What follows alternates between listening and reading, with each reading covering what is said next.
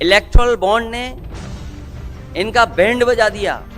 एक तरफ आरएसएस और बीजेपी जो संविधान है, लोकतांत्रिक सिस्टम है, उसको खत्म करने की कोशिश कर रही है, सभी भ्रष्टाचारियों का गोदाम बन गई। मगर बीजेपी 24 घंटा डिस्ट्रैक्शन करने में लगी रहती है। कभी प्रधानमंत्री समुद्र के नीचे चले जाते हैं, इनके प्रत्याशी होर्डिंग से गायब हैं। तो जिन लोगों ने आपको पैसा दिया, बीजेपी को पैसा दिया, हजारों करोड़ रुपए दिए, उनका नाम आपने क्यों छुपाया था? तो उस सिस्टम को सुप्रीम कोर्ट ने रद्द क्यों किया? 60 लाख नौजवानों का भविष्य अंधकार में डाल दिया। मगर जो मुद्दे हैं उनके बारे में ना प्रधानमंत्री ना बीजेपी बात करती।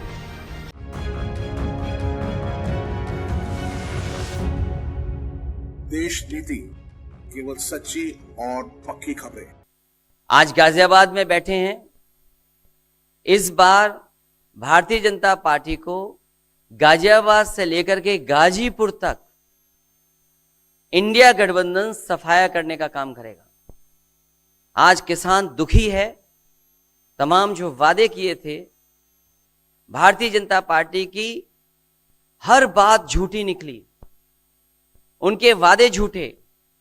न किसान की आय दोगुनी हुई, न नौजवान को नौकरी रोजगार मिला, और जो सपने दिखाए थे विकास के, वो भी अधूरे हैं। जो इनका नैतिकता का बुलबुला था, वो भी टूट गया। इलेक्टोरल बॉन्ड ने इनका बैंड बजा दिया। भारतीय जनता पार्टी सभी भ्रष्टाचारियों का गोदाम बन गई।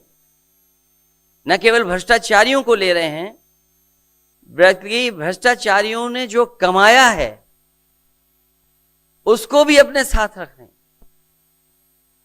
जहां उत्तर प्रदेश देश का सबसे बड़ा प्रदेश है, डबल इंजन की सरकार में जो दावा करते रहे डबल इंजन, उनकी होर्डिंग देखिए आप कि अब डबल वहां पर नहीं दिखाई देते हैं, अकेले दिखाई दे रहे हैं। इनके प्रत्याशी होर्डिंग से गायब हैं, और चुनाव के बाद होर्डिंग पे जो अकेले हैं वो भी गायब हो जाएंगे, और सफाया होने जा रहा है। इनका एक ही नारा है, झूठ बोलने का और लूटने का। लूट और झूठ भारतीय जनता पार्टी की पहचान बन गई है। पेपर लीक कितने हुए हैं? 1-2 होते तो ठीक था, लेकिन 10 पेपर लीक हुए।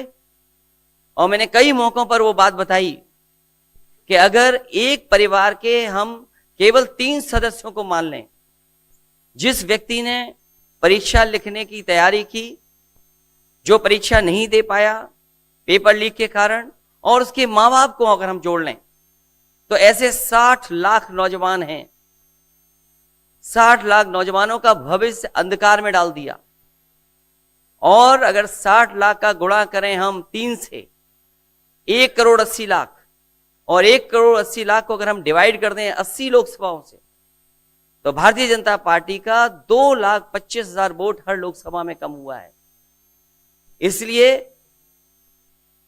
एक भी वोट बट ना पाए। जहां हमें मतदान करना है, वहीं मतदान के दिन हमें सावधान भी रहना है। अगर हम सावधान रह करके मतदान करेंगे और अपने बूथ की चौकीदारी करेंगे, तो भारतीय जनता पार्टी का सफाया होगा। आने वाले चुनाव में, ये देश का चुनाव है, देश की जनता बदलाव चाहती है, और बदलाव की हवा पश्चिम से उत्तर प्रदेश से चल रही है। और मुझे पूरा उम्मीद है आने वाले समय में इंडिया गठबंधन और नई सरकार देश में दिखाई देगी। शुक्रिया अखिलेश जी। राहुल जी।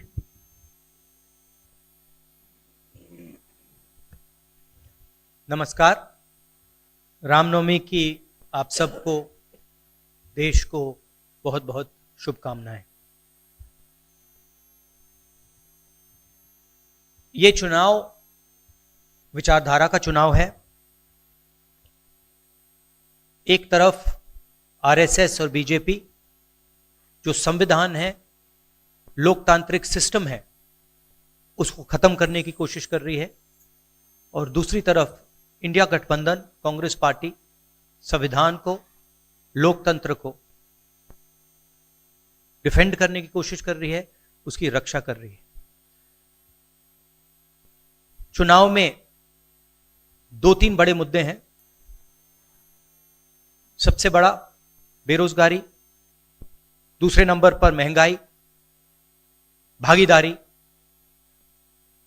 मगर बीजेपी 24 घंटा डिस्ट्रैक्शन करने में लगी रहती है।